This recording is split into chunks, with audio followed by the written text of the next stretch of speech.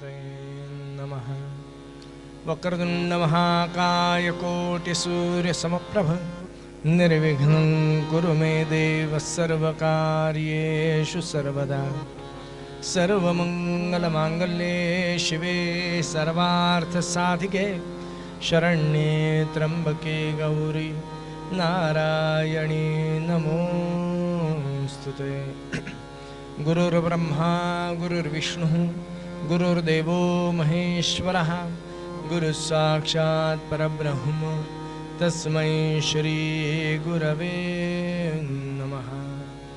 नीलाम्भुजश्यामलकोमलाङ्गं सीतासमारोपितवामभागं पाणौ महासायुकचारुचापं नमामि रामं रघुवंशनाथं।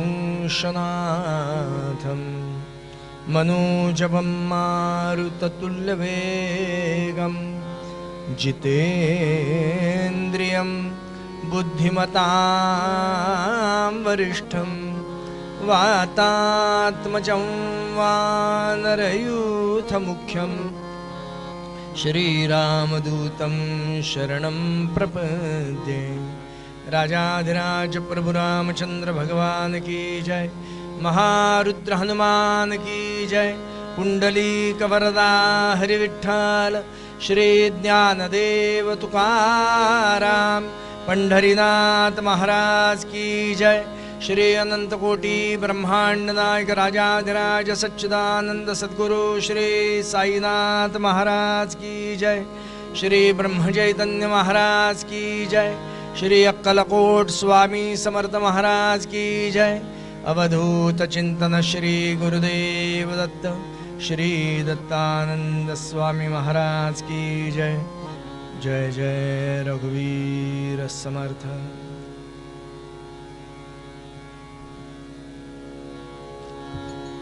पेटीचा आवाज आहे मला थोडा वाट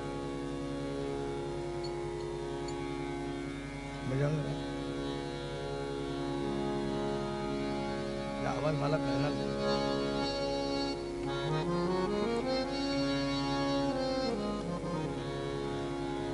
हरि जय जय राम कृष्ण हरि हरि जय जय राम कृष्ण हरि हरि जय जय राम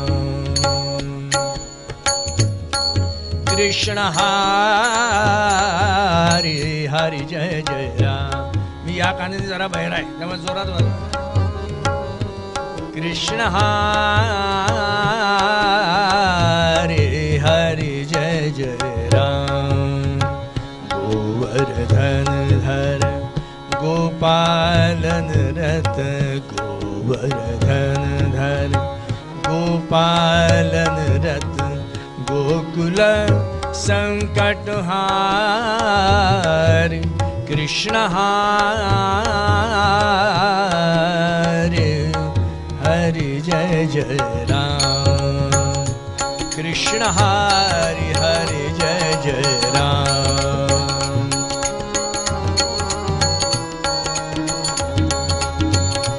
कृष्ण हरि जय जय राम। नवनीरद सम नवनीत प्रिय नवनीरद सम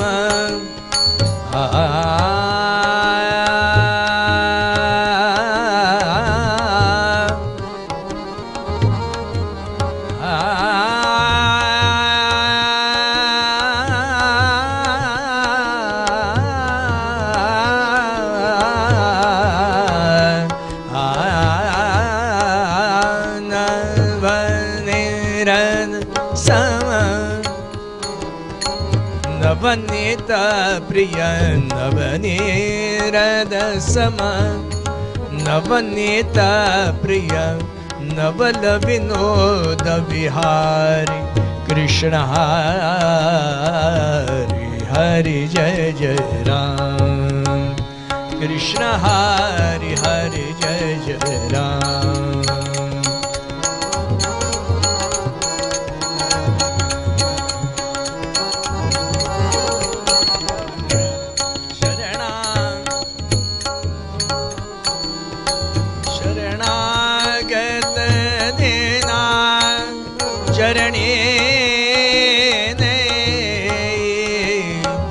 शरणागत तेना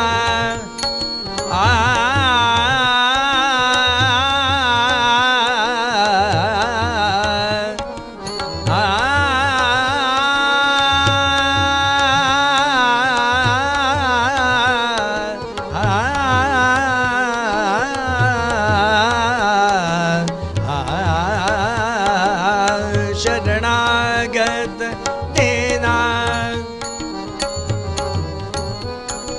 चरणे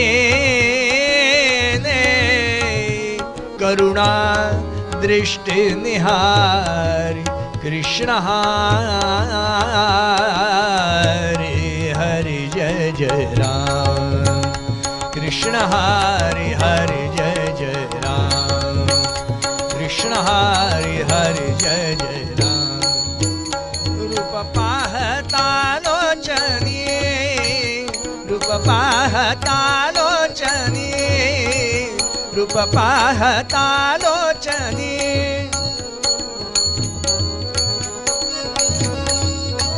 रूप पाहता लोचनी रूप पाहता लोचनी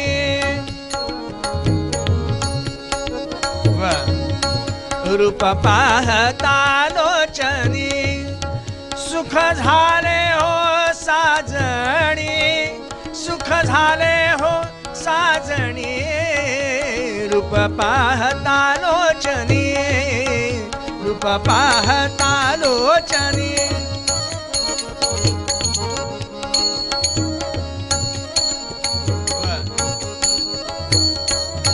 तोहा विठ्ठल बरवा तोहा विठ्ठल बरवा तोहा तोहा तोहा तोहा तोहा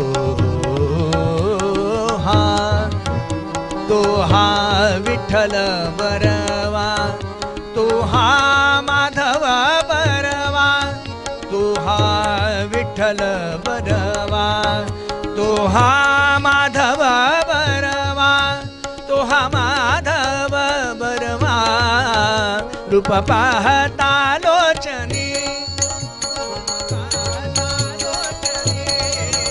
रूप पाहता लोचनी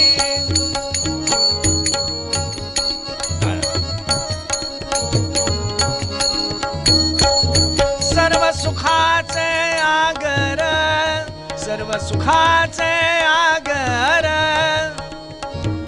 सुखाचे आगर सर्व सुखाचे आगर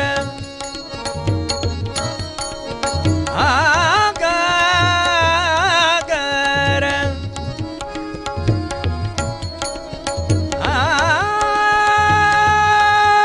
आगर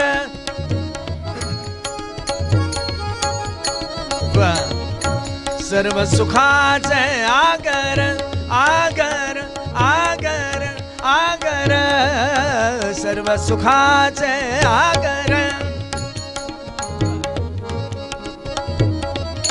बाप रखुमा देवी वर हे इकडे हे मला माहिती नव्हतं बाप रखुमा देवी वर बाप रखुमा देवी वर रूप पाहता लोचनी रूप पाहता लोचनी रूप पाहता लोचनी लोचनी लोचनी लोचनी रघुपति राघव राजा रामपतित पावन सीताराम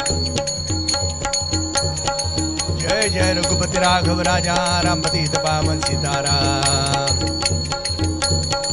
जय जय रघुपति राघव राजा रामपतित पावन सीताराम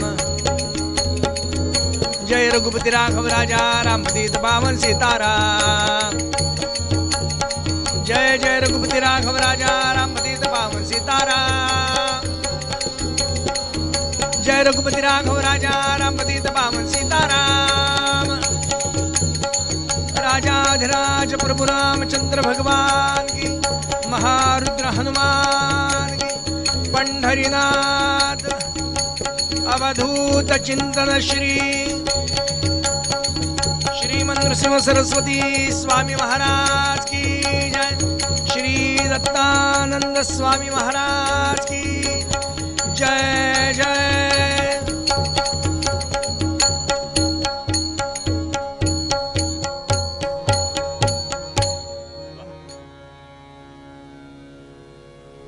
ते तबलजी आहेत आणि मी तबलजी आहे.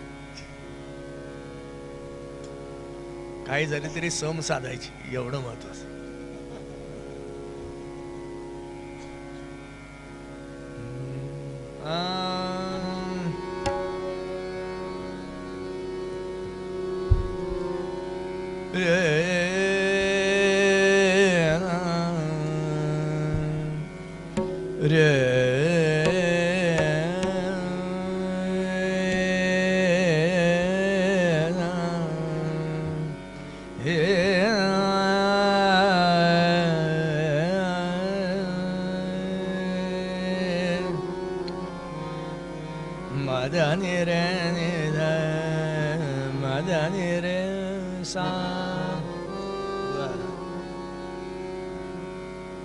गुरु तोच देव ऐसा ठेवी भाव. गुरु तोच देव ऐसा ठेवी भाव. गुरु तोच देव ऐसा ठेवी भाव. सद्गुरु गौरव कायवानु. गुरु तोच देव ऐसा ठेवी भाव. गुरु तोच देव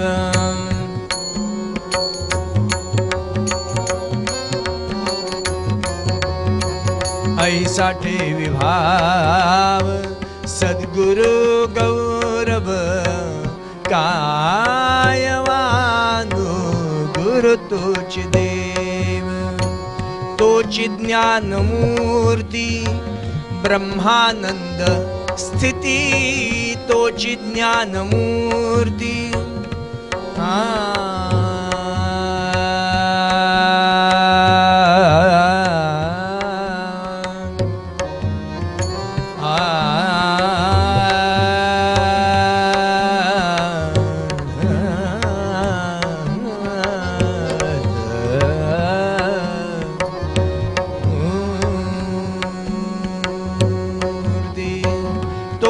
ज्ञान मूर्ती ब्रह्मानंद स्थिती.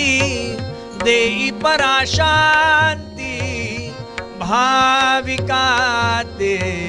गुरु तोच देव ऐसा ठेवी भाव.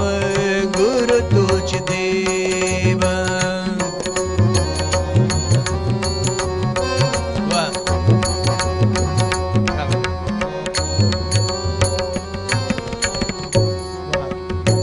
सर्व भावे जाता तयासी शरण.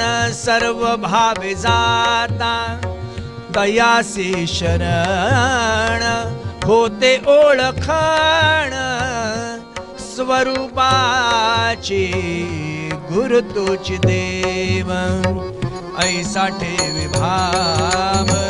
गुरु तोच देव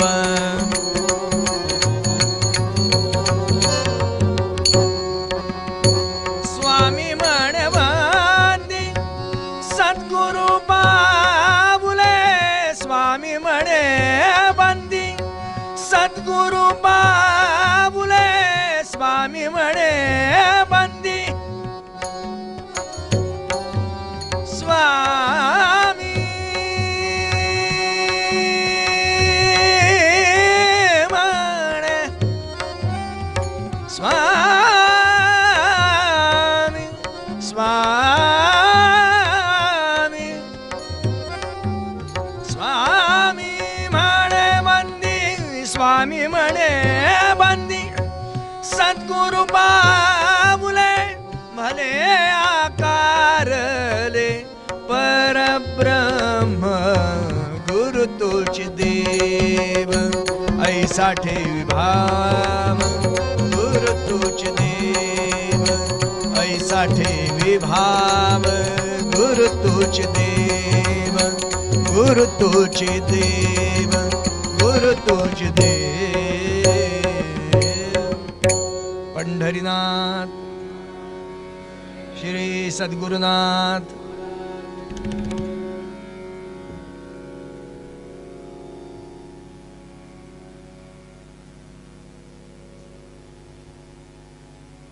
पावसला स्वामी स्वरूपानंदांच्याकडे प्रसंग असा घडलाय की स्वामींचे अनेक भक्त स्वामींची वाट बघत तिथं बसलेत आणि आता स्वामी यायची वेळ झाली आहे. नुसता बसून काय करायचं, काहीतरी गप्पा मारूयात, जसे आपण पण गप्पा मारतो. पण त्यांच्या तिथं सद्गुरु स्थानावरती गेल्यानंतर जर त्या जागेवरती भगवंताची सद्गुरूंनी साधकांनी स्पंदनांची जर वेटोळी निर्माण करून ठेवली असतील तर तिथं गेल्यानंतर तुम्हाला प्रापंचातल्या गप्पा आठवायलाच नाही पाहिजेत, किंबहुना त्या आठवतच नाही. जेव्हा तुम्ही त्या वलयामध्ये जाता तेव्हा तुमच्या तोंडामध्ये ज्या गप्पा येतात त्या सर्वस्वी आपल्या कल्याणाच्या असणाऱ्याच गप्पा होतात. म्हणजे त्या वातावरणात गेल्यानंतर फक्त सत्संगच साधला जातो. तिथं संसारातल्या गप्पा प्रपंचातल्या गप्पा येत नाहीत. आणि जर येत असतील तर नक्की समजा की त्या ठिकाणी भगवन नामस्मरणाचा किंवा त्याच्या असणाऱ्या साधनेचा कुठंतरी कमतरता आहे, कुठंतरी कमतरता आहे. तसं स्वामी स्वरूपानंदांकडे पावसला ती सगळी लोक बसली आहेत, अर्थात महाराजांचे भक्त आहेत. आणि विषय असा चालला आहे की स्वामींनी आपल्याला भगवत चिंतन करायला सांगितलंय. म्हणजे कुठलं चिंतन, तर सोहमचं चिंतन सांगितलं. स्वामींनी जी उपासना सांगितली ती सोहमची उपासना सांगितली. म्हणजे त्यांनी समोर ठेवलेला जो देव होता, ज्या देवाचं जे दर्शन होतं, तो प्रत्येकाच्या नजरेला देव हा भिन्न आहे. प्रत्येकाच्या नजरेला देव भिन्न आहे. प्रत्येकाची देवाबद्दलची एक कन्सेप्ट आहे. त्यांनी त्या त्या देवाला त्या त्या चौकटीमध्ये पाहिलं आहे. म्हणजे देवाच्या बद्दलची माझी स्वतःची एक धारणा आहे की देव हा असा आहे, देव हा असा आहे. आणि त्या धारणेला अनुरूप असणारं वर्तन माझ्याकडनं घडत असतं. त्या धारणेला अनुरूप असणारं वर्णन घडत असतं. वास्तविक पाहता निर्गुण निराकार परब्रह्म आहे. त्या निर्गुण निराकार परब्रह्माला आकारच नाही आहे. ते निरामय आहे, निरावयव आहे, निर्गुण आहे, निर्मळ आहे, निश्चळ आहे.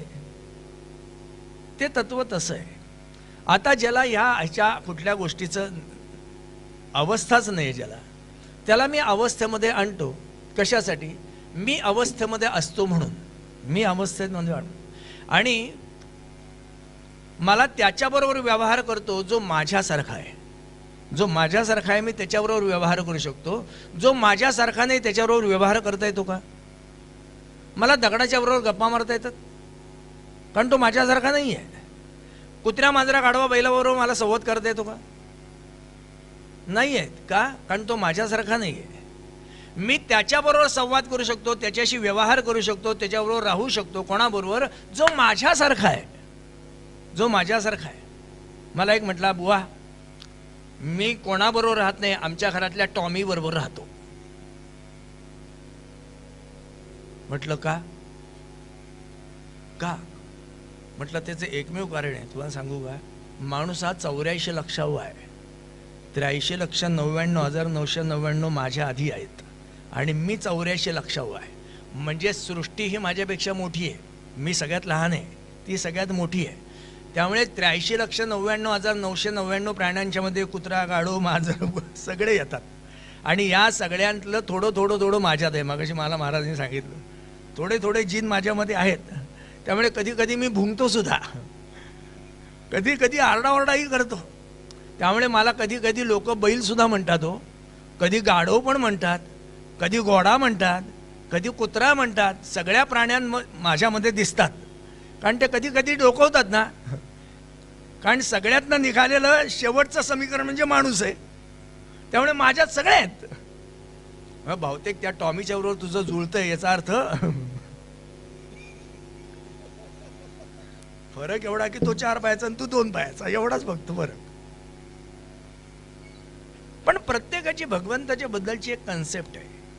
त्यांनी त्या देवाला त्या त्या आकारामध्ये पाहिलेला आहे. कारण मी आकाराच्या बरोबर व्यवहार करू शकतो, निराकाराच्या बरोबर नाही, निराकार बरोबर नाही. मग ती बसलेली सगळी मंडळ त्या देवाच्या बद्दल, देव कसा आहे, एक म्हटला हा समोर जी मूर्ती दिसते ना दत्त महाराजांची, म्हटलं हा देव आहे. तो म्हटला अरे ही मूर्ती आहे, त्याच्यात जे चैतन्य आहे ना तो खरा देव आहे. मूर्तीमध्ये काही महत्व नाही आहे, मूर्तीतल्या चैतन्याला म्हटलं महत्व आहे, तो चैतन्य हा खरा देव आहे. तो म्हटला अरे पण चैतन्य हा देव असला तरी चैतन्याला दाखवणारं जे आहे ना ते महत्वाचं, त्यामुळे मूर्ती महत्वाची, कारण मूर्तीच्यामुळेच तर चैतन्यापर्यंत पोहोचता येतं. असं समर्थ म्हटलेत का नाही, सगुणाचे नि आधारे निर्गुण पाविजे व्यवहारे, असं समर्थांचा शब्द आहे का नाही. म्हणजे सगुणाच्या आधारानेच म्हटलं निर्गुणापर्यंत जाता येतं. त्यामुळे सगुण देव हा खरा, सगुण देव खरा. ज्याला दिसणाऱ्यातला देव दिसत नाही तो न दिसणाऱ्या देवाला नमस्कार कसा करेल. एक साधी गोष्ट आहे का नाही. दिसणाऱ्या माणसाला ज्याला नमस्कार करता येत नाही तो न दिसणाऱ्या देवाला नमस्कार कसा करेल. याचा अर्थ आधी दिसणाऱ्यातला देव बघायला शिका, म्हणजे तुम्हाला न दिसणाऱ्या देवापर्यंत पोहोचता येईल. त्यामुळे ही मूर्ती आहे ना हा देव खरा. दुसरा म्हटला गड्या, म्हटलं हे नाशिवंत आहे, त्याच्यातलं जे तत्व आहे ना, जे चैतन्य आहे ते खरं आहे, त्यामुळे त्याला नमस्कार करणं तो देव खरा. तिसरा म्हटला हे दोन्ही त्याच्यापेक्षा म्हटला दिसणारा देव महत्वाचा. ही संपूर्ण जे विश्व आहे ना, एन्व्हायरमेंट, म्हटलं हा भगवंत आहे, निसर्ग हा भगवंत आहे.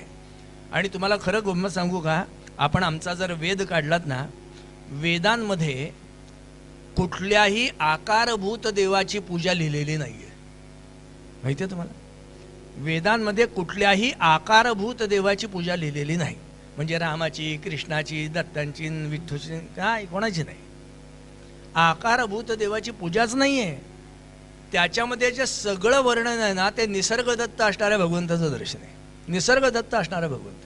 त्यामुळे या निसर्गाची पूजा म्हणजे भगवंताची पूजा.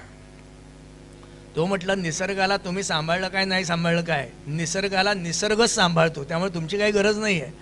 रंजल्या गांजल्यांची सेवा करणं म्हणजे भगवंताची पूजा आहे. असं मी म्हणतो ना, रंजल्या जीवाची करावी कीर्तन, तोची खरा साधू तोची खरा देव. तो खरा भगवंत. रंजल्या गांजलांची सेवा करतो तो खरा देव. त्यांची सेवा करणं म्हणजे भगवंताची सेवा करणं. प्रत्येकाची कन्सेप्ट आहे देवाच्या बद्दलची. कोणी त्या देवाला आत्मा म्हणतं, कोणी त्याला मन म्हणतं, कोणी त्याला जीव म्हणतं, कोणी त्याला अविद्या म्हणतं, कोणी त्याला शिव म्हणतं, कोणी त्याला अजून काही म्हणतं. देवाच्या बद्दलची प्रत्येकाची एक कन्सेप्ट आहे. आणि त्या कन्सेप्टमध्ये पाहायला गेला तर कोणाचं चूक आहे, चूक कोणाचं आहे. समर्थांचा फार छान शब्द आहे, ब्रह्म्याने विश्व निर्मिले, ब्रह्म्यासी निर्मिता कवणू, विष्णूने सांभाळिले, विष्णूसी सांभाळिता कवणू, रुद्रानी संहारिले, रुद्रासी संहारिता कवणू, हे पाहिजे निवडिले प्रचितीने. म्हटलं ब्रह्मदेवानी हे सगळं सांभाळलं, अरे पण त्याला अक्कल कोणी दिली सांभाळायची, कोणी दिली. विष्णूंनी म्हटलं हे सगळं सांभाळलं, पण सांभाळण्यासाठी म्हटलं जी क्रिएटिव्हिटी लागते म्हटलं ती त्याच्याकडे पोचती कोणी केली. महादेवांनी हे सगळं संपवलं, पण संपवण्यासाठी म्हणून जे काही लागतं म्हटलं ते त्यांना दिलं कोणी. हे पाहिजे निवडिले प्रचितीने. जरा विचार करून बघा कुठला देव आहे खरा. प्रत्येकाची देवाच्या बद्दलची धारणा, चूक कोणाचंच नाही. शाळेमध्ये गुरुजींनी फळ्यावरती एक रेघ मारली, खडूनी रेघ मारली, आणि खडूनी रेघ मारल्यानंतर मुलांना विचारलं की तुम्हाला काय दिसतंय, तुम्हाला काय दिसतंय. सगळ्याच पोरांनी हात वरती केला. नाही म्हटलं एकेकाने सांगा. तो एक मुलगा म्हटला गुरुजी मला काळ्यावरती पांढरं दिसतंय. तो म्हटला मला काळ्यावरती पांढरं दिसतंय. वा. दुसरा म्हटला गुरुजी मला पांढऱ्याच्या मागे काळं लपलेलं दिसतंय. एक म्हटला गुरुजी मला फळ्याचे 2 तुकडे झालेले दिसत आहेत. एक म्हटला गुरुजी मला रेषा दिसतीये. एक म्हटला मला खंडित अवस्था दिसतीये. एक म्हटला मला अनेक बिंदूंचा संचय दिसतोय. एक म्हटला गुरुजी मला तुमच्या हातातली छडी दिसतीये. चूक कोणाचं आहे? चूक कोणाचं? त्याच्या त्याच्या नजरेला त्याला जे भासलंय ते सत्यच आहे ना, ते सत्यच आहे. आणि निर्गुण निराकार परब्रह्माची गंमत अशी आहे ना, मगाशी महाराजांनी सांगितलं असं की पाणी तेरा रंग कैसा जैसे मिलावे वैसा. पाण्याला थोडाच रंग आहे का? त्याच्यामध्ये जसं तुम्ही रंग मिसळाल तसं ते पाणी स्वीकारतं ना, त्याला स्वतःला रंगच नाही आहे. काचेच्या ग्लासमध्ये पाणी घेऊन जर त्याच्या खाली निळा कागद ठेवला तर पाणी निळं दिसतं, लाल ठेवा लाल दिसतं. पाण्याला कुठंच रंग आहे स्वतःचा? रंगच नाही आहे. परिणाम परब्रह्म हे असं आहे. स्वामींच्या जेव्हा समोर आलं तेव्हा स्वामींना सगळे म्हणतात महाराज खरा भगवंत कुठला, खरा देव कुठला? त्यावेळेला स्वामींनी एकच शब्द केला, खरा देव सांगू का? म्हटलं स्वीकाराल का त्याला? म्हटलं हो महाराज सांगा. आणि स्वामींनी पहिला शब्द केला, गुरु तोच देव ऐसा ठेवी भाव सद्गुरु गौरव कायवान. गुरु तोच देव, दुसरा देवच नाही. गुरु हाच देव, गुरु हाच देव, दुसरा देवच नाही. का? त्या गुरूंना देव का म्हटलेलं आहे? गुरु हाच देव आहे. म्हणून मगाशी महाराजांनी जो शब्द केला, दिसणाऱ्या देवाला ज्याला स्वीकारता येतं तोच म्हटलं त्या निर्गुण निराकार परब्रह्मापर्यंत जाऊ शकतो. चालत्या बोलत्या देवाला ज्याला नमस्कार करता येत नाही तो त्या देवाला काय बघणार, काय बघणार? आणि चालत्या बोलत्या देवाला नमस्कार करत असताना जर तो त्याच्यामध्ये वर्गवारी करत असेल तर महाराज म्हणतात ती भक्ती खोटी आहे, ती भक्ती खोटी आहे. चालत्या बोलत्यातला भगवंत बघत असताना त्याच्यात वर्गवारी नाही चालत. भक्ताच्या ठिकाणी ती वर्गवारी नसली पाहिजे. म्हणजे आई आणि बहीण आणि आजी, वहिनी, घरामध्ये असणाऱ्या एकाच स्त्रीची ही सगळी रूपं आहेत. पण आईला नमस्कार करताना पायाला हात लावून आणि वहिनीला नमस्कार करताना हात जोडून. अरे वा, म्हटलं तिथं भेद नसला पाहिजे. मला वहिनीमध्ये सुद्धा आईच दिसली पाहिजे, बहिणीमध्ये सुद्धा आईच दिसली पाहिजे. त्या दिवशी मला मैत्रिणीमध्ये सुद्धा आईच दिसेल. त्या दिवशी त्या दिवशी मैत्रिणीमध्ये सुद्धा आई दिसेल. आणि त्याचा पुढची अवस्था माझ्या शत्रू असणाऱ्या स्त्रीमध्ये सुद्धा मला आईच दिसेल, जी भगवान गोपाल कृष्णाला दिसली पुतनेमध्ये. कारण त्याला चराचरामध्ये असणाऱ्या सगळ्या स्त्री या आईच्या जागेवरतीच बघायची सवय. त्यामुळे त्याच्या ठिकाणी विषयांचा संबंधच नव्हता. का नव्हता? कारण गोकुळामध्ये असणाऱ्या स्त्रिया त्याच्यासाठी स्त्री नव्हती, ती त्याची आईच होती. कारण त्याच्या नजरेला सगळ्या स्त्रिया या यशोदेच्या जागेवरतीच होत्या, यशोदेच्या जागेवरतीच होत्या. त्यामुळे लग्न झाल्यानंतर सुद्धा भगवान गोपाल कृष्णांचं चित्त शांत राहतं. त्यामुळे आपल्या असणाऱ्या 16,108 स्त्रियांना तो नमस्कार करायचा, आई म्हणायचा. फक्त आई म्हणायची पद्धत वेगळी होती. अगं माझी आई,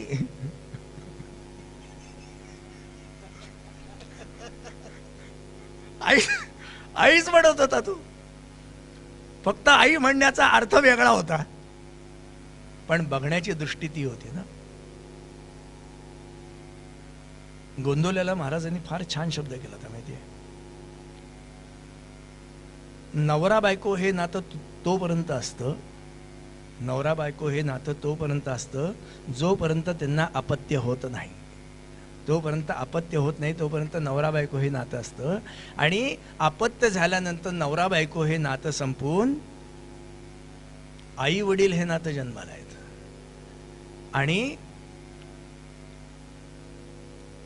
आपल्या बायकोच्या पोटी नवराच जन्माला येत असल्या कारणाने आता त्याची बायको ही त्याची आई होते. हा जर तुम्ही विचार केलात तर दुसऱ्या प्रकरणाकडे जाण्याची इच्छाच होणार नाही. का? माझ्या बायकोच्या पोटी मीच जन्म घेतला म्हणजे एक प्रकारे ती माझी आईच झाली, आईच झाली. त्यामुळे आजकाल घरातले सगळे पुरुष आपल्या बायकोला नमस्कार करतातच. दुर्गे दुर्गट भारी तुझे म्हणे संसारी, अनाथ नाथे आंबे करुणा विस्तारी. नमस्कार करतात. गमतीचा विषय जरी सोडला तरी सुद्धा धारणा हा फार महत्वाचा विषय. अशा स्थितीवरती दिसणारं जे तत्व आहे त्यांच्याबरोबर भेदभाव करण्याची वृत्ती संपणं म्हणजे निर्गुण निराकार परब्रह्माला नमस्कार करण्याची पायरी चढणं म्हणजे चढणं आहे. जर माझ्याकडे ही वर्गवारी राहत असेल नमस्कार करताना, प्राणीमात्रांच्या बरोबर व्यवहार करताना जर माझ्याकडे वर्गवारी राहत असेल तर नक्की समजा अजूनही मी सगुणाची पूजा करण्यामध्ये कुठेतरी कमी आहे, अजूनही कमी आहे. ती ज्या दिवशी संपेल त्या दिवशी मी इकडची पहिली पायरी चढली असेल. तेव्हा स्वामींनी म्हणून शब्द केला गुरु तोच देव.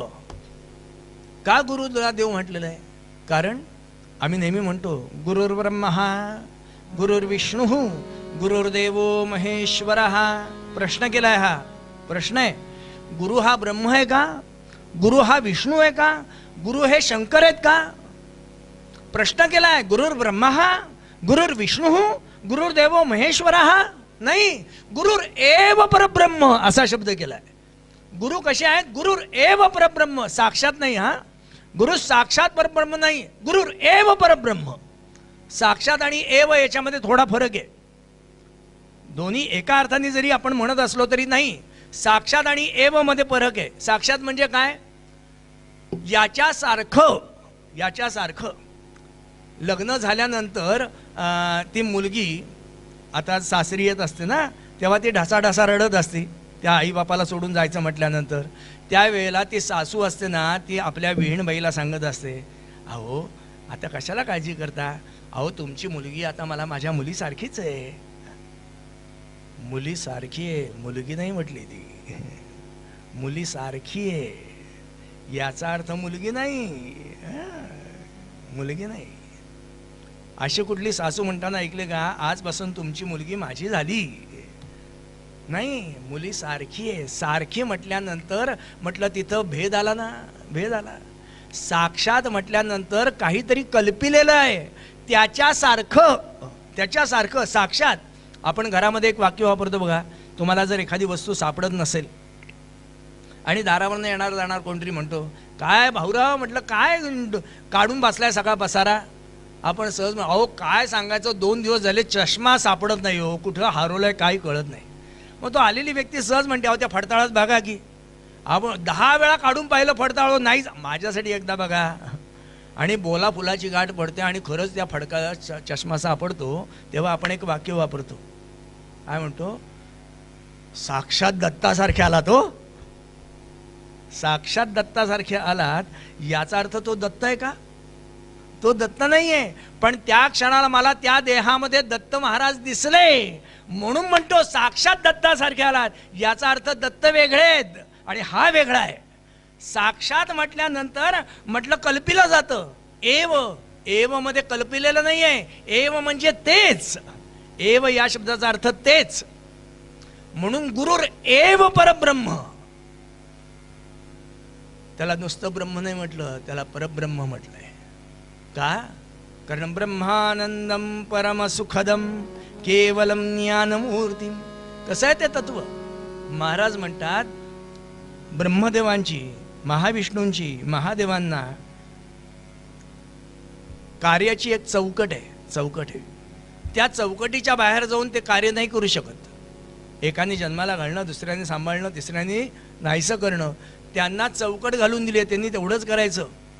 किती जरी महाविष्णूंना वाटलं ना की आता हा मरतोय, नाही मला ह्याला अजून 4 दिवस ठेवायचं, नाही ठेवता येत त्याला महादेवांची परवानगी घ्यावी लागते. मला जरा हा प्रकरण 4 दिवस अजून हवं आहे, जरा एक्सटेंड करा त्याचं मरण. त्यांची परवानगी घ्यावी लागते. महादेवांना अकाली एखाद्याला मारायचं असेल तर मारता येत नाही. का? महाविष्णूंची परवानगी घ्यावी लागते. म्हणजे मी व्यवहारातल्या नजरेने सांगतोय तुम्हाला, व्यवहारातल्या नजरेने सांगतो. म्हणजे त्यांना त्यांच्या टेबलापुरतंच बघण्याचा अधिकार आहे. दुसऱ्याच्या टेबलावरती काय चाललंय ते बघू नाही शकत.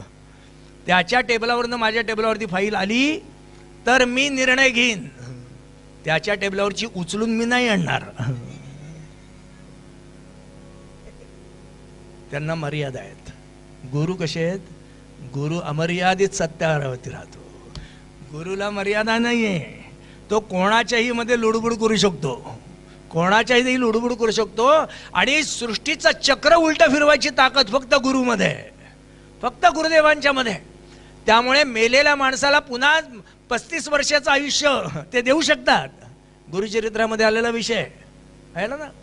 म्हटलं तो गेलेला ब्राह्मण त्याला पुन्हा 35 वर्षाचं आयुष्य दिलं, 38 वर्षाचं आयुष्य दिलंय. त्यावेळेला महाराजांचं वाक्य आहे, काही नाही पुढच्या आयुष्यातलं त्याचे 38 वर्ष मागून घेतलेत. सृष्टीचा चक्र उलट फिरवायची ताकद त्यांच्या हातात आहे, बाकी कोणाच्या हातात नाही. म्हणून गुरु तोच देव, दुसरा देव असतो. का गुरुदेव आहेत? गुरुंना देव का म्हटलं? देव या शब्दाचा अर्थ आहे दिव हा धातू आहे. दिव म्हणजे प्रकाशणे. जो स्वयंप्रकाशी आहे ना त्याला कोणी प्रकाशित नाही केला, तो स्वयंप्रकाशी आहे. तसं गुरु हे स्वयंप्रकाशी आहेत. त्यामुळे ते अज्ञानतिमिरांधस्य ज्ञानांजन शलाकया तत्पथन दर्शतन येन चक्षु. महाराज म्हणतात ते गुरुदेव आहेत. चक्षुर उन्मिलितन येन तस्मै श्री गुरवे नमः. ते गुरुदेवांचं दर्शन आहे. त्या अज्ञानाच्या अंधारातनं बाहेर काढून ज्ञानाची शलाका तुमच्या हातामध्ये ठेवणारा तो गुरुदेव आहे ना, तो गुरुदेव. पण माणूस हा प्राणी आहे ना, ही ज्ञानाची शलाका मिळाल्यानंतर त्याचा वापर कशासाठी करतो? गुरुदेव आमच्या हातात ही ज्ञानाची शलाका देतात, पण ही ज्ञानाची शलाका दिल्यानंतर त्याचा वापर मी माझ्यासाठी कशासाठी करतो? सुभाषितकारांनी फार छान शब्द केला आहे. अनेन खलु जंतुना, अनेन खलु जंतुना सकल शास्त्रमभ्यस्यताम्. अनेन खलु जंतुना सकल शास्त्रमभ्यस्यताम्. धनं विपुलमाप्यताम्, धनं विपुलमाप्यताम्, सकल सौख्यता लभ्यताम्. न तावदय अयम् अश्नुते, न तावदयमश्नुते हृदय सौख्यमात्यन्तिकम्. न यावदवलंबते यदुपते रघुपते गुरुपते पदांबोरुहम. महाराज म्हणतात मला या सद्गुरूंच्या कृपेने प्राप्त झालेली ही ज्ञानाची शलाका त्याचा वापर कशासाठी करतो मी? अनेन खलु जंतूनाम सकल शास्त्रम अभ्यस्यताम. जंतूनाम नाम मनुष्याणाम. मनुष्य नावाचा प्राणी त्याच्या त्याच्या बुद्धीने त्याला ग्रहण करण्याच्या क्षमतेप्रमाणे ज्ञान ग्रहण करतो, ज्ञान ग्रहण करतो. प्रत्येकाची क्षमता आहे. भगवंतांनी डोकं जरी सगळ्यांना दिलेलं असलं तरी ते ज्ञान ग्रहण करण्याची प्रत्येकाची क्षमता भिन्न आहे ना, ग्रहण करण्याची क्षमता भिन्न आहे. म्हणून तुकोबारायांनी शब्द केला का नाही, साहे ओझे त्यास तैसे देऊ, असा तुकोबांनी शब्द केलाय. ज्याला जे सहन होतं तेवढंच देऊ. नाही तर म्हटलं माझी लाख इच्छा आहे बदामाचा शिरा खायची, पण लेखात म्हटलं तुला भाताची पेच पचत नाही, बदामाच्या शिराची काय अपेक्षा करतो? तशी अवस्था आहे. परिणाम प्रत्येकजण त्याच्या त्याच्या क्षमतेप्रमाणे ज्ञान ग्रहण करतो. भगवंतांनी ज्ञानाचा सागर मोकळा ठेवला आहे, ज्ञानाचा सागर मांडून ठेवला आहे. तुम्ही तुमचं भांडं घेऊन या आणि भरून घेऊन जा. भगवंत नाही म्हणत नाही का, ज्ञानाचा सागरच ठेवलाय त्यांनी. प्रत्येक जण आपलं भांडं घेऊन येतोय. आता ज्याची जेवढी क्षमता आहे तो घेऊन येतोय. लहान मुलगा असेल तर तो भांडं घेऊन येईल, मोठा मुलगा असेल तर पातीला आणेल, आणि मोठा माणूस असेल तर बादली आणेल. त्याच्यापेक्षा मोठे असतील तर ते हौद घेऊन येतील. ज्याची जी क्षमता आहे त्याप्रमाणे आणेल ना. पण त्याच्या क्षमतेप्रमाणे तो परिपूर्ण आहे. गंमत म्हणजे त्याच्या क्षमतेने आणलेल्या भांड्यानी तो परिपूर्ण आहे. म्हणजे ते भांड गच्च भरून तो घेऊन जाऊ शकतोय, किंवा तो नेतो सुद्धा. त्यांनी प्राप्त केलेल्या ज्ञानामध्ये त्याच्या अकलेनी त्याला असं वाटतं की मी परिपूर्ण आहे, असं त्याला वाटतंय ना. महाराज म्हणतात अनेन खलु जंतूनाम सकल शास्त्रम अभ्यस्यताम. तो ते शास्त्र शिकतो, ते ज्ञान मिळवतो. वापर कशासाठी करतो? मिळवलेल्या ज्ञानाचा वापर कशासाठी करायचा? आता मी माझ्यासारखा बघा, हे कीर्तनाचं ज्ञान मिळवलं, 100 पुस्तकं वाचले, हे बघ ते बघ केलं, हे सगळं शिकलो. कशासाठी कमवतोय? म्हणजे हे सगळं ज्ञान वापरतो कशासाठी? धनम विपुलमाप्यता. मी माझ्या ज्ञानाचा वापर कशाला करतोय? तर माझी अक्कल तुमच्यासमोर चालवतोय आणि त्याचा परिणाम माझ्या आरतीमध्ये जास्तीत जास्त पैसे पडावेत, म्हणजे पैशासाठी मी मला प्राप्त झालेल्या ज्ञानाचा वापर करतोय, बरोबर ना?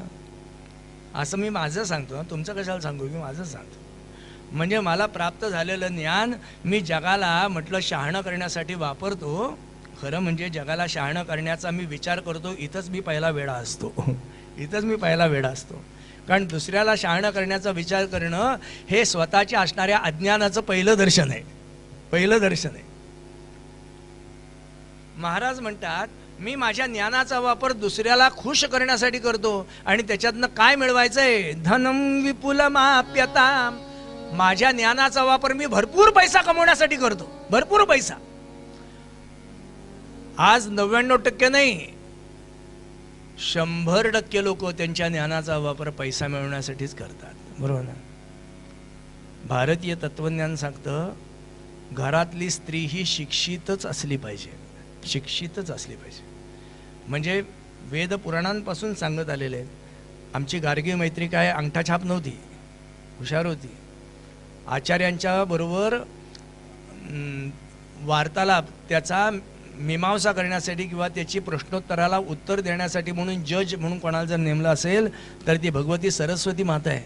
ती काय अंगठाछाप नाही आहे, उत्तम शिकलेली आहे, तिला माहिती आहे. महाराज म्हणतात, आमच्याकडची स्त्री ही शिक्षितच आहे, शिक्षितच आहे. किंबहुना ती शिक्षित असली पाहिजे. तिच्या शिक्षणाचा वापर तिने कशासाठी करायचा? बाहेर जाऊन लोकांना आनंद देण्यासाठी नाही, तिची पुढची पिढी अमृतासारखी जन्माला घालण्यासाठी त्या ज्ञानाचा वापर करायचा आहे. म्हणजे घरात जन्माला येणारी पिढी सुशिक्षित बनवण्यासाठी म्हणून तिने त्याचा वापर करायचा. आज माझ्या घरात अवस्था अशी आहे की पोरगं उठायच्या आधी घराच्या बाहेर आई गेलेली असते, दिवसभर पोरगं पाळणाघरात पडलेलं असतं आणि रात्री जेव्हा मुलाला घरी आणलं जातं तेव्हा आई दमलेली असते आणि ती झोपलेली असते. ती पोरावरती संस्कार करणार काय, शिकवणार काय? मग शेवटी पोरं म्हातारीपणी तिला लाथ घालतात आणि घराबाहेर काढतात. मग दोष पोराचा आहे का? त्या घरातली ही स्त्री शिक्षितच असली पाहिजे, पण त्या शिक्षणाचा वापर पुढची पिढी ज्ञानवान करण्यासाठी म्हणून तिने वापरायचा आहे. अर्थात हे मी सांगतोय हे लोकांना पटणार नाही, हे मलाही माहिती आहे, मलाही माहिती आहे. बुवा आमची पोरगी आता काय इंजिनियर झाली, मग काय तिने घरामध्ये काय चुलीसमोर बसायचं का? म्हटलं बिलकुल नाही, तिने चुलीसमोर बसायचंच नाही आहे, पण पुढची पिढी घडवण्यासाठी तिने या ज्ञानाचा वापर करायचा आहे ना. पण मी माझ्या ज्ञानाचा वापर कशाला करतो?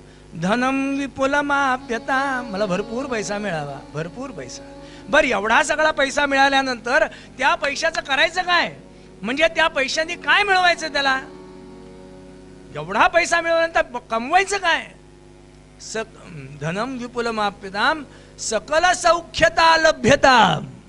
मला त्या पैशाने भरपूर सुख मिळालं असं वाटतंय, म्हणून मी त्या सुख मिळवण्यासाठी त्या पैशाचा वापर करतो. आणि ते सुख मिळवण्यासाठी त्या पैशाचा वापर म्हणजे माध्यमांना जवळ करतो. सुख कुठं जवळ करतो? माध्यम जवळ करतो. माध्यम म्हणजे त्या माध्यमातून माझ्या घरामध्ये सुख येईल असं वाटतं, म्हणून म्हटलं मी ते घरातलं इंटेरियर बदलत असतो, म्हटलं त्या खुर्च्यांचं फोम बदलत असतो, म्हटलं तो घरातला कोच बदलतो, अमेरिकन कोच आणतो, सगळं करतो ना. माध्यम जवळ करतो. सुख कुठं आलंय? सुख कुठं आलंय? त्यामुळे न तावदय अयम अश्नुते हृदय सौख्यमात्यंतिकम. महाराज म्हणतात, मी व्यावहारिक असणाऱ्या पातळीवरती माध्यमातून सुख मिळवायचा प्रयत्न करतो, पण आत्यंतिक सुख ज्याला म्हणतात त्या सुखाला मी पारखाच राहतो ना. आत्यंतिक सुखाला पारखा राहतो. म्हणजे काय होतं? माध्यमातून येणारं सुख माध्यम डोळ्यासमोरनं गेलं की म्हटलं संपलं, दुःख आलं. माध्यम डोळ्यासमोरनं गेलं की दुःख आलं. ज्या कारणामुळे म्हटलं माध्यमातून सुख मिळतंय, म्हटलं ते सुख, त्या सुखाला मी वंचितच आहे ना, त्या सुखाला वंचित आहे. जो या सुखाला प्राप्त करता झाला तो या असणाऱ्या माध्यमातल्या सुखामध्ये अडकेल का? तो या माध्यमातल्या सुखाकडे जाणारच नाही. म्हणून महाराजांनी शब्द केला, नतावदय अयम अश्नुते हृदय सौख्यमात्यंतिकम. माध्यमातल्या असणाऱ्या क्षणिक सुखामध्ये भुलतो, पण आत्यंतिक असणाऱ्या आत्मसुखाला पारखा होतो ना, आत्मसुखाला पारखा होतो. आणि हे आत्मसुख नावाचं प्रकरण जर कोणी देत असेल, नयावदवलंबते रघुपते प्रभुपते गुरुपते पदांबोरुहम. या सद्गुरु चरणाशी गेल्याशिवाय, त्या भगवंताच्या चरणाशी गेल्याशिवाय म्हटलं हे आत्यंतिक सुख म्हणजे आत्मसुख प्राप्त होत नाही, होत नाही. महाराज म्हणतात माध्यमामध्ये सुख नाही आहे का? माध्यमात सुख नाही म्हणजे माध्यमातनं सुख मिळत नाही का? मिळतं ना. माध्यमातनं सुख मिळतं, पण ते मिळणारं सुख हे भासमान सुख असतं. म्हणजे काय? ज्ञानराज मौलीने फार छान शब्द केलाय. मौली म्हटली एरवी विषयी सुख आहे. फार छान शब्द केलाय. एरवी विषयी सुख आहे. नाही कोण म्हटलंय हो? अहो विषयांमध्ये सुख नाही असं कसं होईल? विषयांमध्ये सुख मिळतंय म्हणून तर गुलाबजाम परत परत खाता ना. विषयांमध्ये सुख आहे म्हणून तर म्हटलं ते गरम कपडे घाला, गार कपडे घाला, म्हटलं हे करा ते करा, सगळं करतो ना. सुख नाही आहे का त्याच्यामध्ये? अहो म्हटलं झोपल्यानंतर AC लावल्यानंतर गाढ झोप लागती, म्हटल्यानंतर लावता ना AC, म्हणजे त्याच्यात सुख नाही आहे का? आहे की? अहो म्हटलं किती त्रास होत असला तरी गुड नाईट लावताच ना, का झोप लागती हो बुवा? सुख नाही आहे का? आहे की? पण ज्ञानराज मौली शब्द करता इतका छान शब्द केला, एरवी हा शब्द ठेवलाय. एरवी विषयी सुख आहे. नाही कोण म्हटलंय? आहे ना, आहे. मला पुढच्या ओवीकडे जायचं नाहीये. माऊलींनी या ओवीतल्या 3.5 ओवीतली पहिलं चरण ठेवताना पहिला शब्द केला एरवी. एरवी या शब्दाला काय अर्थ आहे? एरवी म्हणजे तसं पाहायला गेला तर एरवी या शब्दाला तसं काही अर्थ नाही, पण माऊलीच्या नजरेला एरवी या शब्दाला खूप अर्थ आहे, खूप. आम्ही कीर्तनाला गेलो की कुठेतरी कोकणात वगैरे मे महिन्यात कीर्तनं असली की कुठला कीर्तनकार सोडत नाही, कारण मे महिन्यामध्ये कोकणामध्ये मस्त मजा असते एकदम. ते आंबे काय, ते हे काय, मजा. तुम्हाला सांगतो आम्ही कोकणात कीर्तनाला गेलो, 3 जण होतो. ते म्हटले बुवा उद्या चहाला या. म्हटलं आम्ही तेवढ्यासाठी चालू आहे, तेवढ्यासाठी चालू आहे. म्हटलं मी एकटा नाही, आम्ही 3. हां 3 या म्हणे. आम्ही गेलो. तुम्हाला सांगतो त्या बाईंनी एवढं ताट भरून समोर आणून ठेवलं. म्हणजे त्यामध्ये ते चिक्कू काय, सफरचंद काय, ती पपई काय, खालच्या बाजूला डाळिंब काय, इकडच्या बाजूला ती सगळी फळावळ सगळी. बरं बाईसुद्धा इतकी हुशार, सगळी फळं कापून आणून ठेवली हो, कापून आणून ठेवली. का? कारण म्हटलं जर अख्खं फळ ठेवलं तर बुवा घरी घेऊन जाईल. लेका तुला इथं खायला ठेवलंय, घरी न्यायला नाही ठेवलं ना. तिने सगळे फळं कापून आणून ठेवली. बुवा घ्या घ्या. तुम्हाला गंमत सांगतो, ती बाई मला सांगते बुवा ही आमच्या बागेतली पपई, हा बागेतली म्हणजे सीडलेस आहे बुवा, इतकी गोड आहे ना, इतकी गोड आहे म्हणजे ही पहिलीच पपई आली आणि तुमच्यासाठी कापली. मग तुला कसं माहिती ती गोड आहे? तुला कसं माहिती ती गोड आहे? पण असं म्हणायची पद्धत असते ना. बुवा घ्या पपई आमच्या बागेतली आहे. असं म्हटल्यानंतर यांनी पपई उचलली, मी आंब्याची फोड उचलली हो, आंब्याची फोड. बुवा हा पेरू आहे ना आमच्या बागेतला आहे हा, आणि तुम्हाला सांगते इतका मधुर आहे ना बुवा, म्हणजे अमृत अमृत म्हणतात ना तो हा आंबा आहे, आणि त्याच्यामध्ये बीच नाही आहे बुवा. काय म्हणता? असं म्हटल्यानंतर यांनी पेरू उचलला, मी पुन्हा आंबाच उचलला, पुन्हा आंबाच. बुवा ते गणेश डाळिंब असतं ना ते हे बरं का, इतकं गोड आहे ना बुवा, आणि त्याच्यामध्ये इतका रस आहे म्हणजे असं दातात ठेवला ना की असा एकदम रस पागळतो, इतकं गोड आहे. घ्या असं म्हटल्याने त्यांनी डाळिंब उचललं, मी पुन्हा आंब्याची फोडच. बुवा आमची मुलगी ती कालच ती त्या काश्मीरवरून आली आहे, तिकडून येताना त्यांनी सफरचंद आणले. बुवा इतकी पिठूळ आहेत ना, अहो दात लावायचं लागत नाही, तोंडात ठेवलं की विरघळतं. असं म्हटल्यानंतर यांनी सफरचंद उचललं, मी पुन्हा आंब्याची फोड. बाई चिडली हो माझ्यावर, चिडली आणि चिडणारच ती.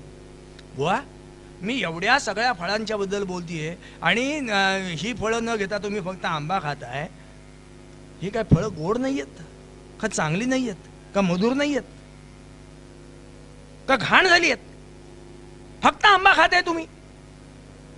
मी त्या बाईंना म्हटलं ही सगळी फळं चांगली आहेत, गोड आहेत, मधुर आहेत, स्वादिष्ट आहेत, उत्तम आहेत. कधी? जेव्हा ताटात आंबा नसेल तेव्हा. जेव्हा ताटात आंबा नसेल तेव्हा ही सगळी फळं छानच आहेत, पण जोपर्यंत ताटात आंबा आहे ना तोपर्यंत ही सगळी फळं उत्तम असून निकृष्ट आहेत. तसं या देह नावाच्या ताटामध्ये विषयांची सगळी फळं आहेत, सगळी फळं आहेत. आणि या सगळ्या फळांनी भरलेल्या या ताटामध्ये आत्मसुख नावाचा आंबा आहे. आत्मसुख नावाचा, ज्याला आत्मसुख नावाचा आंब्याची गोडी कळली आहे ना तो या विषयांच्या असणाऱ्या गोड फळांच्याकडे जाणारच नाही हो, जाणारच नाही. ज्याला आत्मसुखाचा आंबा मिळाला नाही ना तो या विषयांच्या सुखामध्ये रमणारच रमणारच. म्हणून एरवी या शब्दाचा अर्थ इथे एरवी, इतर वेळेला. एरवी विषयी सुख आहे, ज्याला आत्मसुख कळलं नाही ना त्याच्यासाठी विषयांमध्ये सुख आहेच.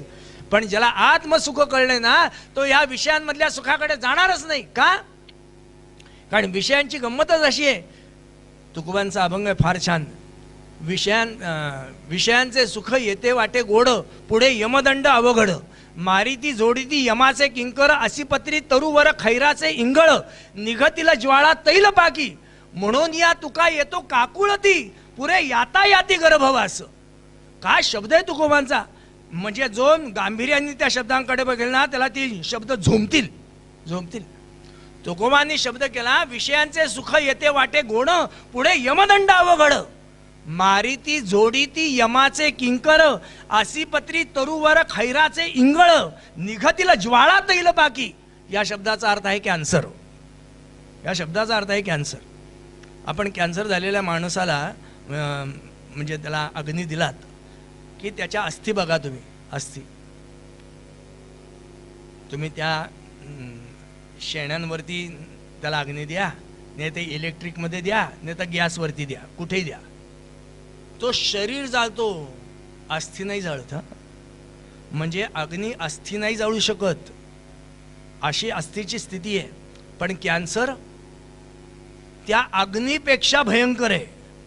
तो काय करतो, त्या अस्थींना जाळतो. अस्थींना आपण जर गेलेल्या व्यक्तीचे म्हणजे कॅन्सर झालेल्या व्यक्ती जर अस्थी पाहिल्यात ना तर त्याला सगळी भोको भोको भोको पडलेली असतात. म्हणजे ती जळलेली असतात अक्षरशः. कल्पना करा तो आतनं किती जळत असेल, किती जळत असेल माणूस. त्याला वर्ण दिसताना तुम्हाला काही दिसणार नाही पण आतमध्ये केवढा जळतोय तो. अग्नी सुद्धा ज्या अस्थींना जाळू शकत नाही तो अग्नी या देहातल्या अस्थींना जाळतो. म्हणजे कल्पना करा तो किती अग्नीमध्ये भरकटत असेल. तुकोबांनी त्याला शब्द केला आहे की असा विषय करतो काय माहितीये, विषयांची परिणती काय होते तर लाल बुंद असणाऱ्या लोखंडाच्या खांबाला तो कडकडून तुम्हाला मिठी मारायला लावतो. इतकं त्याचं भयंकर रूप आहे. म्हणजेच कॅन्सर आहे. इतका विषय भयंकर आहे. पण तरी सुद्धा त्या विषयांमध्ये मला गोडी वाटते का. ए रवी, आत्मसुखाचं नाही ना नाणं मिळालेलं, आत्मसुख नाही प्राप्त झालं म्हणून ही सगळी गडबड आहे. आणि आत्मसुखाचं नाणं का प्राप्त होत नाहीये, आत्मसुखाचं तत्व मला का नाही कळत आहे.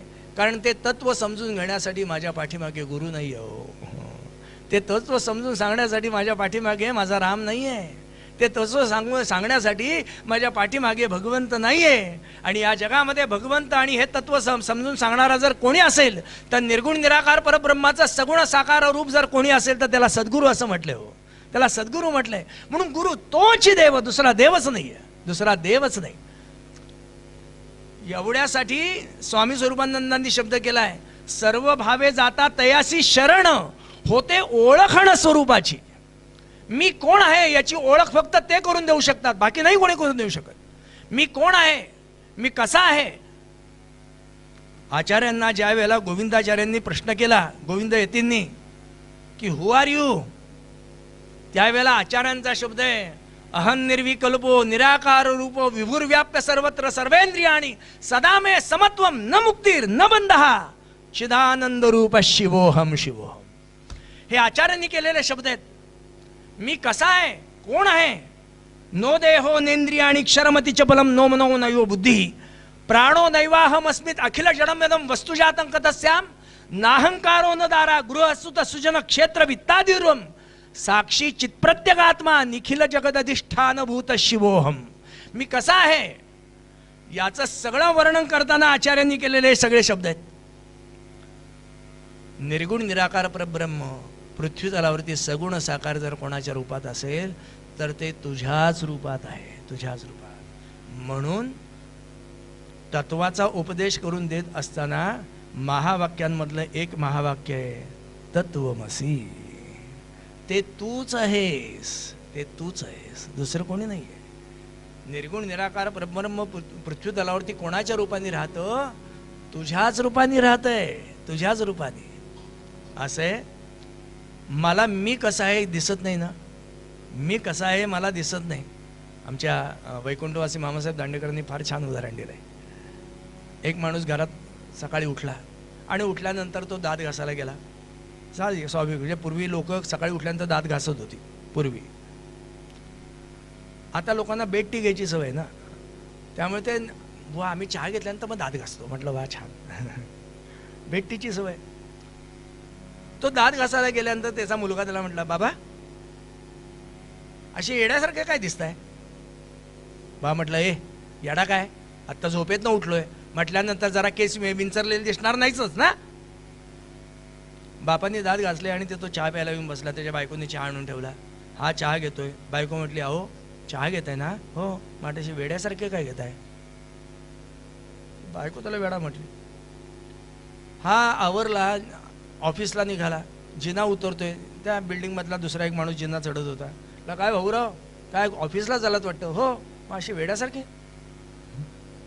हा म्हणतो सकाळी पोरगं मला वेडा म्हटला, बायको वेडी म्हटली, आता हा वेडा म्हणतोय. ऑफिसला गेल्यानंतर दारावरचा शिपाई, साहेब नमस्कार. हा त्या ऑफिसमध्ये चढताना, साहेब ऑफिसला आलात? हो. अशी वेड्यासारखे? तुम्हाला सांगतो दिवसभरामध्ये त्याला 25 लोक वेडा म्हटली. दिवसभरात 25 लोक त्याला वेडा म्हटली. याचा परिणाम हा जेव्हा रात्री घरी आला तेव्हा घरी आल्यानंतर हा म्हटला 25 लोक मला वेडा म्हटली, खरंच मी वेडा आहे का? म्हणून आरशासमोर उभा राहिला आणि हा वेडा नव्हता. हा पण आरशामध्ये स्वतःला बघून स्वतःच म्हणतोय हो बहुतेक मी वेडाच आहे.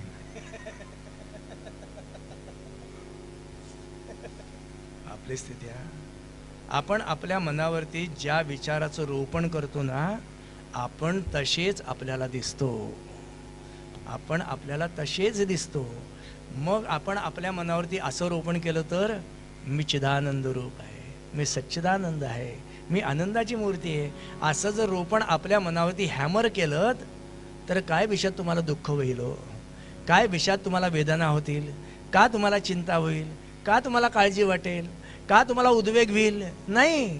तुम्ही तुमच्या मनाला सकाळी उठल्यानंतर रोज सांगत जा की तू खूप छान आहेस, खूप छान आहेस. स्वतःच्याच मनाला सांगा ना, स्वतःशी बोला की आज तुला काही झालेलं नाही आहेस, तू खूप ठणठणीत बरा आहेस, छान आहेस. सांगा. तुमच्या देहाला रोग असला तरी सुद्धा तो तुम्हाला त्रास देणार नाही. पण जर सकाळी उठल्यानंतर म्हटलात ना काहीतरी डोकं दुखतच आहे, न दुखणार डोकं दुखायला लागेल. का? कारण सकाळी उठल्यानंतर तुम्ही तुमच्या मनाला पहिला विचार दिलास की तुझं डोकं दुखतंय. पहिला विचार दिला. परिणाम मी कोण आहे, मी कसा आहे, माझं रूप काय, मी दिसतो कसा. समर्थांनी फार छान शब्द केला. चळे ना ढळे ना तुटे ना फुटे ना असा असणारा मी आहे. नैनन छिन्नंती शस्त्राणी नैनन दहती पावका नकले देनती आपण शोषयती मारुता असं असणारं माझं रूप आहे हो, असं रूप आहे. पण त्या रूपाकडे बघण्याचा मी विचारच कधी करत नाही. माझं असणारं हे स्वत्व, माझं असणारं हे मूळ रूप बघण्यासाठी आडवं काय येतंय, आडवं काय येतंय ते आडवं सारण्यासाठी म्हणून मी तयार व्हायला पाहिजे ना. ठाकूरांच्या चरित्रामध्ये फार मजेशीर प्रसंग आहे. त्या गंगेच्या काठावरनं ठाकूर चाललेत आणि ठाकूरजी म्हणजे रामकृष्ण परमहंस त्या गंगेच्या काठावरनं चाललेत. बरोबर शिष्य आहे आणि ठाकूर त्याला म्हटले, अरे म्हणे मी विसरलोच की रे. म्हटलं काय ठाकूरजी? अरे आज पर्वणी आहे ना. म्हटलं गंगेला आज दक्षिणा दान द्यायची असते, पण म्हटलं मी विसरलोच आणायची. आजन्मात कधी ठाकूरांनी पैशाला हात लावलेला नव्हतो, त्यामुळे मी पैसे आणायची विसरलो हे वाक्य त्या येड्याला कळलं नाही. ठाकूर कधी पैशाला हात लावून नाही आणि हे कसं म्हणतात. पण तो सुद्धा येडा. अहो ठाकूर माझ्याकडे आहेत पैसे. माझ्याकडे आहेत. ठाकूर म्हटले आहेत ना, मग असं कर तूच पैसे दे तिला, तूच पैसे दे. बरं म्हटला. त्या पाण्यामध्ये गेला. एक त्याच्याकडे $1 होता चांगला सणसणी. त्या पाण्यामध्ये गेला, कमरेवर पाण्यात उभा राहिला आणि आता त्या पाण्यात द्यायचं. ठाकूर म्हणा, देऊ का ठाकूर? हो हो दे दे म्हटल्यानंतर त्याने हातात नाणं धरलं आणि दिलं, सोडून दिलं. ते असं गुडगुड गुडगुड गुडगुड करत करत गेलं, त्याच्या पायाशी जाऊन पडलंय. ठाकूर म्हटलं, अरे म्हणे सांगायचंच विसरलो तुला. म्हटलं काय ठाकूर? अरे ते असं नुसतं द्यायचं नसतं, म्हणजे ते संकल्प केल्याशिवाय सोडायचं नसतं ना. नाही तर म्हटलं विना संकल्पाचं दिलं तर म्हटलं पुण्य नाही मिळत. एवढंच नाही म्हटला, हे का पायाशी पडलंय म्हटलं, परत काढतो आणि मग तुम्ही संकल्प सांगा. तुम्हाला गंमत सांगतो, त्याला ते नाणं दिसतंय म्हणून ते नाणं काढायला त्यांनी हात खाली घातला, पण प्रपोर्शन काही जमेना पायाचं आणि हाताचं. कारण हात जास्त खाली जायला लागला तर नाकातोंडात पाणी जाते, त्या मुंडकं वरती ठेवून हात खाली चालू आहे. याचा परिणाम काय झाला, ते नाणं हाताला लागायच्या ऐवजी तो गाळच वरती आला, नाणं गेलं खाली. शेवटी पाण्यामध्ये वाकून ते बघायचा प्रयत्न केला, ते निघेना. शेवटी म्हटला काय लाज लज्जा देऊ सोडू म्हटला, नंतर नमस्कार करूयात. काय शेवटी लक्ष्मीला नमस्कार केली म्हणजे सगळी पापं धुतली जातात, म्हणून ते पाय त्याच्यामध्ये हलवतोय, पायाने नाणं शोधतेस. लक्ष्मीला पाय लावायचा नसतो, पण हे सगळं दिलं सोडून ते पाय हलवतोय, नाणं शोधतोय. पण गंमत अशी, जसं जसं तो पाय फिरवतोय तर नाणं जाते खालीन, ते गाळीतोय वरती. अर्धा तास बिचारीने प्रयत्न केला, नाणं काही निघालं नाही. आणि शेवटी दमला. ठाकूरांना म्हटलं, ठाकूर ते नाणं दिसत नाही. बघा किती छान वेदांत आहे, ठाकूरांनी इतका छान सांगितलं आहे. ठाकूर म्हटले, अरे म्हणे ते नाणं तुझ्या पायाशीच पडलं होतं ना? हो म्हटला, माझ्या हातात न सुटलं तर पायाशीच पडलं होतं. मग आता का दिसत नाहीये? का नाही दिसत? त्यांनी दिलेलं पहिलं उत्तर आहे, अहो ठाकूर तर गाळ सगळा वरती आला, नाणं खाली गेलं. वा वा छान म्हणे. मग नाणं दिसण्यासाठी काय केलं पाहिजे? म्हटलं गाळ काढला पाहिजे. गाळ काढला की नाणं दिसणार. वा वा वा छान. नाही म्हटला, गाळ काढलाय पण नाणं दिसत नाहीये. अजून एका गोष्टीची गरज आहे दिसण्यासाठी. कुठल्या? माहितीये? साधं लॉजिक आहे. ते नाणं दिसण्यासाठी गाळ काढलाय पण नाणं दिसत नाहीये. का नाही? ते दिसण्यासाठी अजून एका गोष्टीची गरज आहे. कुठल्या? तर ते पाणी संथ असलं पाहिजे ना. पाणी हलत असेल तर नाणं दिसतं का खालचं? म्हणजे पाणी शांत असलं पाहिजे, गाळ निघाला पाहिजे, तेव्हा नाणं दिसेल. म्हटलं वा वा छान. म्हटलं पाणी शांत आहे, गाळ निघालाय पण नाणं दिसत नाहीये. का? अजून एका गोष्टीची गरज आहे. कुठल्या? बघा आठवतंय? ते खूप लांबची गोष्ट आहे. ते नाणं दिसण्यासाठी तिसऱ्या गोष्टीची गरज आहे, आणि ती म्हणजे ते दिसण्यासाठी डोळे पाहिजेत. आंधळ्या माणसाला दिसेल का? पाणी संथ आहे, गाळ काढलाय पण डोळेच नाही आहे, आंधळ्याला दिसणारच नाही. म्हणजे दिसण्यासाठी डोळे असले पाहिजेत. म्हटलं डोळे आहेत, पाणी संथ आहे, गाळ काढलाय तरी नाणं दिसत नाहीये. का? अजून एका गोष्टीची गरज आहे. कुठल्या? म्हटलं ते दिसण्यासाठी मला जे बघायचं ते हेच आहे याची स्मृती असली पाहिजे ना. जे मला बघायचं ते हेच आहे याची जर स्मृती नसेल तर ते समोर असून सुद्धा दिसणार नाही तुम्हाला. ते समोर असून सुद्धा तुम्हाला कळणार नाही. का? त्याची स्मृतीच नाहीये मला. महाराज म्हटले नाणं बघण्याची स्मृती आहे, पाणी शांत आहे, गाळ काढलाय, ते बघण्यासाठी डोळे आहेत, पण अजून एका गोष्टीची गरज आहे. कुठल्या? म्हटलं ते दिसण्यासाठी प्रकाश पाहिजे. अंधारामध्ये दिसेल का? अंधारात सगळं आहे पण अंधारामध्ये नाणं दिसेल? म्हणजे ते दिसण्यासाठी प्रकाश पाहिजे. तसं या देह नावाच्या दलदलीमध्ये, म्हणजे विषयांच्या गुंत्यामध्ये आत्मसुखाचं नाणं असं अडकलंय. दिसण्यासाठी हे असं विषयांचं असणारं गडबड ना सगळं काढलं पाहिजे. ही तळमळ घालवायला पाहिजे. म्हणजे तळमळ का असते माणसाला? अहो तळामध्ये मळ आहे म्हणून तळमळ आहे, हे का नाही? तळातला मळ गेला की तळमळ संपली. मग जेव्हा हा मळ निघेल ना तेव्हा नाणं वरती येईल. त्याला तृष्णेची असणारी नदी शांत व्हायला पाहिजे. तृष्णेची नदी शांत झाली ना की बघण्यासाठी म्हटलं डोळा पाहिजे, त्याला दृष्टी म्हणतात. मगाशी महाराजांनी सांगितला तो शब्द, त्याला दृष्टी पाहिजे ते बघण्यासाठी. ती दृष्टी आहे. तृष्णेची नदी शांत आहे. म्हटलं आत्मसुखाचं नाणं दिसण्यासाठी म्हटलं ही विषयांची दलदल सगळी बाजूला केली आहे. आत्मसुखाचं नाणं वरती आहे पण दिसत नाही आहे का? म्हटलं तिथं ज्ञानाचा प्रकाश अपेक्षित आहे. ज्ञानाचा प्रकाश पाहिजे. आणि ज्ञानाचा प्रकाश आहे. तृष्णा शांत आहे म्हणजे हवे नको पण संपलेलं आहे. विषयांची दलदल बाजूला झालेली आहे. पण अजून एका गोष्टीची गरज, ती म्हणजे स्मृतीची. म्हणजे मी कोण आहे? अहं निर्विकल्पो. मी कसा आहे? मी काय आहे? मी चिदानंद रूप शिवोहम. मी तो आहे. म्हटलं याचं मला दर्शन होण्यासाठी ती स्मृती मला असली पाहिजे. आणि ती स्मृती जर जागी कोणी करत असेल तर एका सद्गुरूशिवाय ती स्मृती जागी होत नाही. ती सद्गुरू माझी स्मृती जागी करतात आणि मी कोण आहे याचं दर्शन मला घडवतात. म्हणून आचार्यांनी फार छान शब्द केलाय. आचार्यांनी फार छान शब्द केला. प्रश्नावलीमध्ये फार आचार्यांची गोष्ट आहे. त्या शिष्याने विचारलं, महाराज ते मीच आहे असं तुम्ही म्हणता पण कसं शक्य आहे? तत्वमसी, ते तूच आहेस, कसं शक्य आहे? अहो ते कसं आणि मी कसं? मी शांत, तो अनंत.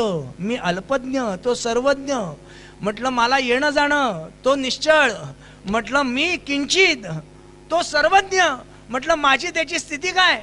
म्हटलं मी अवस्थामध्ये अडकला, तो अवस्थात्रयातीत, तो सगळ्याच्या पलीकडचा आहे. महाराज मग म्हटलं माझ्यात आणि तो आणि मी आणि तो एकच, असं कसं होईल? कसं होईल? फार छान शब्द आहे आचार्यांनी. आचार्य म्हटले मी तुला एक प्रश्न विचारू का? घाबरला. हो हो म्हटलं आचार्य तुम्ही मला? हो म्हटलं तुला उत्तर देईल असंच विचारतो म्हणे. काय? आचार्यांनी प्रश्न केला, किंते ज्योतिर्वदस्व अवनी.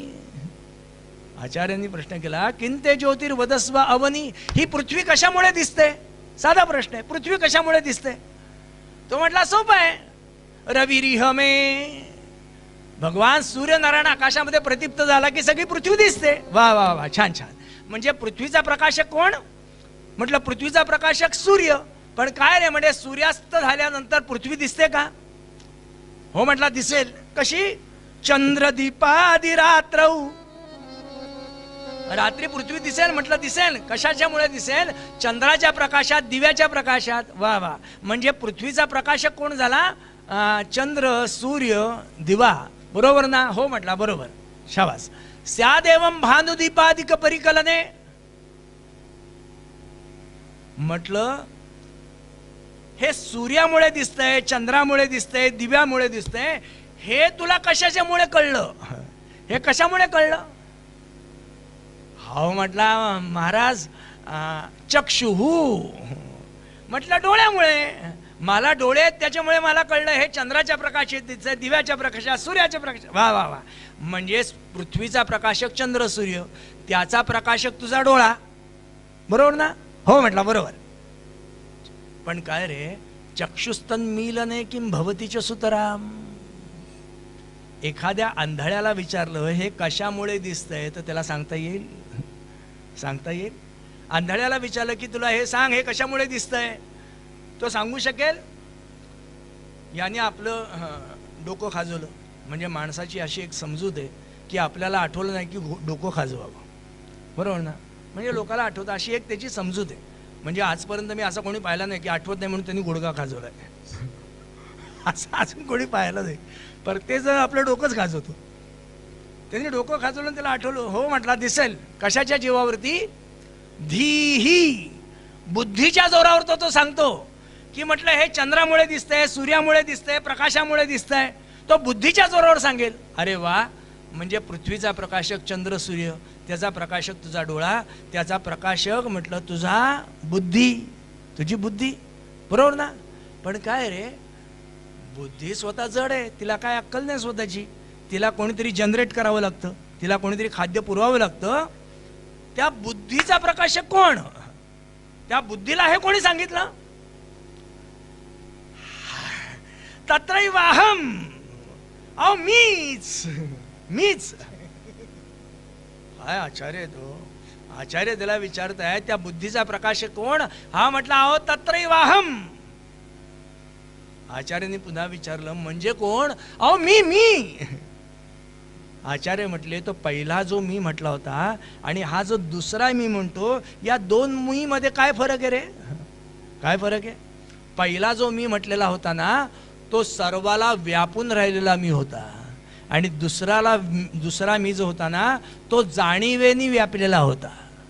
जाणीवेनी व्यापलेला मी हा संकुचित असतो, आणि जाणीव नेणीव रहित असणारा मी हा सर्वव्यापी असतो. सर्वव्यापी, हा सर्वव्यापी असणारा मी आणि देहाला व्यापून असणारा मी. मला सांग या दोन्हीमध्ये काय फरक आहे?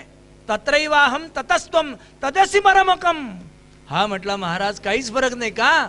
ज्योतिरस्मि प्रभोहम. अहो हे दोन्ही एकच. कोनाड्यामध्ये दिवा लावल्यानंतर प्रकाश कोनाड्यामध्ये भरून असतो, पण खोलीमध्ये नसतो. तोच दिवा म्हटलं कोनाड्यातनं काढून घरामध्ये ठेवलात तर तो घरामध्येही पसरून असतो, आणि तसाच तो कोनाड्यातही भरून असतो. बरोबर ना? म्हणून मुक्ताबाईंचा छान अभंग आहे. मुक्ताबाई म्हटल्या, जीव शिव ऐसे बोलती पुराणी, अबद्ध हे वाणी बोलू नये. कैचा तेथे जीव कैचा तेथे शिव, शून्याचाही ठाव निरसिला. शून्याची पोटी सकल मायासृष्टी, शून्यासी शेवटी ठाव नाही. खडका पाजर उफराटे झरे, दृष्टीचे अंकुर फिरवणी जाती. चांगदेवांना उपदेश करताना त्यांनी केलेला हा शब्द आहेत. अर्थ सांगायला म्हणजे वेळ जाईल, 9:30 वाजून गेलेत. परिणाम, चांगदेव महाराज मुक्ताबाई आंघोळ करत असताना नेमके घरात येतात, आणि घरात आल्यानंतर पूर्वीच्या काळी काय आपल्यासारखी बाथरूम नव्हती तेव्हा, हो, नुसतं ताटकं लावलं, पलीकडे मुक्ताबाई स्नान करतायत. चांगदेव महाराज आले, आणि आल्यानंतर जरा चुकचुकले. का? आई आंघोळ करते ना, आणि मी तिथं गेलो, चुकचुकले, बाहेरून बसले. मातोश्रींनी आवरलं आणि बाहेर आल्या. मुक्ताबाई म्हणतात, चांग्या हा शब्द फक्त मुक्ताबाईंनी म्हणायचा, बुवानी नाही म्हणायचा. मुक्ताबाई म्हणतात, चांग्या, अरे लेका एवढे 65 ओव्या तुला समजून सांगा, अजूनही तू कोराच की रे? कोराच म्हणजे अजूनही तुझ्यामध्ये ही स्त्री आहे, हा पुरुष आहे, हा मुलगा आहे, ही बाई आहे, हा भेद अजून शिल्लक आहे तुझ्यात. याचा अर्थ तू अजून वर्गवारीमध्येच अडकलायस. वर्गवारीतच. सर्वम खल्विदम ब्रह्म, हे सगळं एकच आहे. या स्थितीला तू कधी पोचणार, कधी जाणार? नामदेव महाराजांना या स्थितीवरती ज्या वेळेला नेलं, त्यावेळेला विसोबांनी त्यांना या स्थितीवरती नेल्यानंतर नामदेवांचा अभंग आहे. तीर्थ विठ्ठल, क्षेत्र विठ्ठल, माता विठ्ठल, पिता विठ्ठल, गुरु विठ्ठल, गुरुदेवता विठ्ठल, बंधू विठ्ठल, सगळं विठ्ठलच आहे. ह्या अवस्थेवर नामदेवांना तेव्हा जेव्हा गुरूंनी नेलं ना, त्याच वेळेला समजलं. आणि मग महाराज शब्द करतात, गुरु तोच देव. का? ज्ञानाचा प्रकाश देणारा तोच आहे, आणि त्याच्याशिवाय ज्ञानाचा प्रकाश मिळणारच नाही. आणि प्रकाशाचं दुसरं नाव आहे भगवंत. प्रकाशाचं दुसरं नाव भगवंत आहे, आणि त्या प्रकाशाचं मूर्तिमंत दर्शन म्हणजे सद्गुरू आहे. मग महाराज म्हणतात, असं सगुणाचं आणि निर्गुणाचं असणारं ऐक्य ज्याच्यामुळे स्पष्ट होतं, आणि ज्याच्यामुळे सगुणातनं निर्गुणामध्ये स्थिर होण्याची क्लुप्ती साधते, असा असणारा गुरु स्वामी स्वरूपानंद म्हणतात, गुरु तोच देव ऐसा ठेवी भाव, सद्गुरु गौरव काय वर्णू. उत्तरंगात बघूयात. पूर्वपदामध्ये महाराज संवाद करतात, देव ऐसा ठेवी भाव, गुरु तोच देव ऐसा ठेवी भाव, गुरु तोच देव ऐसा ठेवी भाव, सद्गुरु गौरव कायवान, सद्गुरु गौरव कायवान, गुरु तोच देव ऐसा ठेवी भाव, गुरु तोच देव ऐसा ठेवी भाव, गुरु तोच देव ऐसा ठेवी भाव. स्वामी म्हणे माती सद्गुरु पामुले, स्वामी म्हणे भले आकारले परब्रह्म भले आकारले परब्रह्म गुरु तोच देव ऐसा ठेवे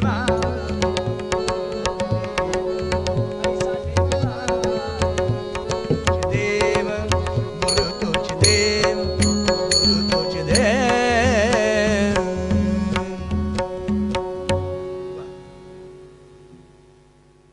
क्षणभर ताट बसूया.